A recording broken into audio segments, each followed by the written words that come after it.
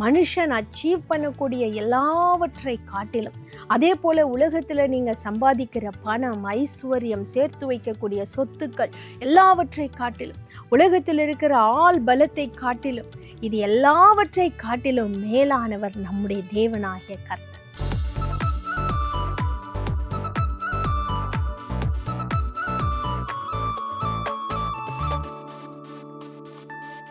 யாத்திராமம் 8ஆம் அதிகாரம் 10ஆம் வசனம் சொல்லுகிறது, மோசே பார்வோனை பார்த்து சொல்லுகிறான், எங்கள் தேவனாகிய கர்த்தருக்கு ஒப்பானவர் இல்லை என்பதை நீர் அறியும்படிக்கு நீர் சொன்ன வார்த்தையின்படியே ஆக கடவுது என்று சொல்லுகிறான். இங்கே நம்ம 8ஆம் அதிகாரத்தை வாசிக்கும் பொழுது யாத்திராம் 8ல் தவளைகள் என்கின்ற அந்த பிளேக், வாதை வந்து விடுகிறது. அப்போ இந்த வாதையில தவளைகள் திரளாய் பிறப்பித்து கொண்டு இருக்கும் பொழுது எகிப்தின் ஜனங்கள் கஷ்டப்படுகிறத பார்வோன் பார்த்து எல்லா அரண்மனையில் எல்லா இடத்துலையும் தவளைகள்.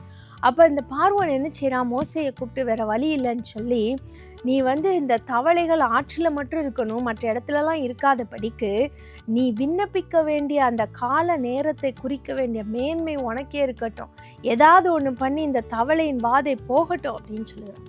ஆனால் மோசே என்ன சொல்லுகிறான் தெரியுமா? அதற்கு பதிலாக, நீங்கள் இப்படி தவளையின் வாதையை நிறுத்த சொல்லி என்கிட்ட சொல்கிறீங்க, ஆனால் இது எதனால நடக்கும் தெரியுமா?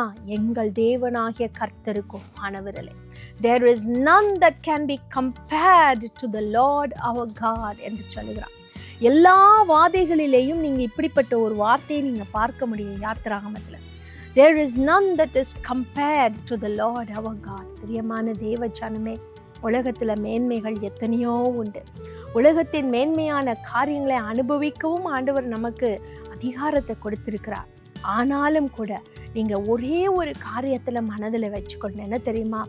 உங்களை காட்டிலும், உங்களுடைய தாளந்துகளை காட்டிலும், உங்களுடைய பயங்கரமான ஞானத்தை காட்டிலும், மனுஷன் அச்சீவ் பண்ணக்கூடிய எல்லாவற்றை காட்டிலும், அதே போல் உலகத்தில் நீங்கள் சம்பாதிக்கிற பணம், ஐஸ்வர்யம், சேர்த்து வைக்கக்கூடிய சொத்துக்கள் எல்லாவற்றை காட்டிலும், உலகத்தில் இருக்கிற ஆள் பலத்தை காட்டிலும், இது எல்லாவற்றை காட்டிலும் மேலானவர் நம்முடைய தேவனாகிய கர்த்தர்.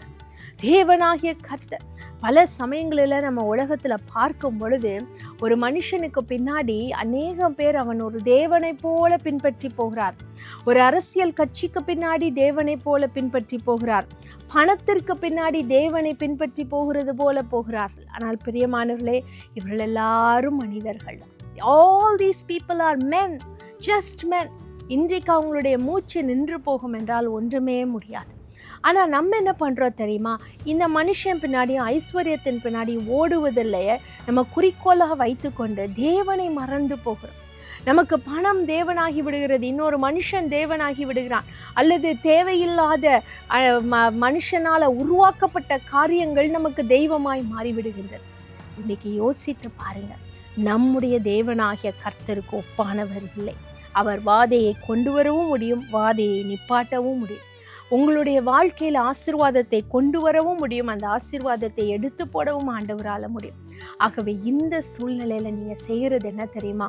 ஒவ்வொரு நாளும் வாழ்கிற வாழ்க்கையில், ஆண்டவரே உமக்கு ஒப்பான தேவன் இல்லைப்பா, there is none that is compared to you. நீங்கள் ஜெபிக்கும் பொழுது அப்படி ஜெபித்து பாருங்க, ஆண்டவரே உமக்கு ஒப்பானவர் இல்லை, அது என் வாழ்க்கையில் நிரூபணமாகட்டும், நான் அதற்கு சாட்சியாய் மாறட்டும். let me become a testimony that there is none that can be compared to you என்று சொல்லுங்க. அந்த ஒரு ஜெபத்தை காட்டிலும் மேலான ஒரு ஜெபம் வேற ஒன்றுமே கிடையாது. எசேக்கியா ராஜா அப்படிதான் ஜெபித்தான்.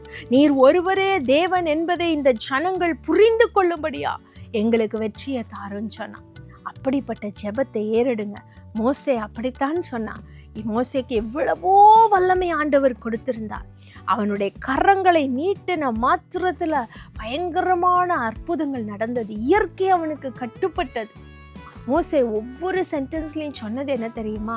எங்கள் தேவனாகிய கர்த்தருக்கு ஒப்பானவர் இல்லை. There is none that can be compared to the Lord our God. இன்றைக்கு அதை யோசனையோடு நாம் ஜெபிப்போமா?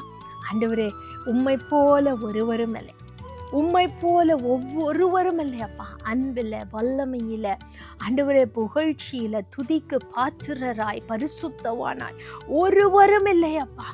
உம்முடைய பார்வைக்கு முன்பதாக நாங்கள் எல்லாரும் களிமண்ணை காட்டிலும் ரொம்ப மோசமான, ஒன்றுக்கும் உதவாத, we are just dust in your sight, Lord Jesus. உங்களுடைய கண்களில் நாங்கள் வெறும் தூசியும் குப்பையுமா இருக்கிறோம். ஆண்டவரே, இந்த நாளில் இறங்கி உம்முடைய பிள்ளைகளுக்கு நீர் அற்புதங்களை செய்தரலும். அவர்கள் வாழ்க்கையிலே பாதித்திருக்கிற எல்லா வாதைகளையும் நீர் நிப்பாட்டி போடுமாப்பா. நீங்க அந்த வல்லமை உடையவர் என்பதை உம்முடைய மக்கள் புரிந்து கொள்ளட்டும் சுவாமி. You can control nature. You can control and direct their lives according to your will. உம்முடைய சித்தத்தின்படி நீர் அவருடைய வாழ்க்கையை திருப்பி அமைத்து கொண்டு போக முடியும் அப்பா. அப்பா, அதை உம்முடைய மக்கள் உணரத்தக்கதாய் நீர் அவருடைய வாழ்க்கையை திருப்பம் ஆண்டவரே. நல்ல உணர்வை கட்டளையிட்டல் ஆண்டவரே. உமக்கு ஒப்பானவராய் ஒருவரும் இல்லை என்பதை உணர்ந்து உம்முடைய கரத்திலே அற்புதங்களை பெற்றுக்கொள்ளச்சே. நீரே அற்புதங்களை செய்கிறவர். அவருடைய கண்ணீரை துடைக்க உம்மால் ஒருவரால் மாத்திரம்தான் முடியும் அப்பா. நீர் அப்படியே செய்தல். இயேசுவின் நாமத்தில் ஜெபிக்கிறோம் நல்ல பிதாவே.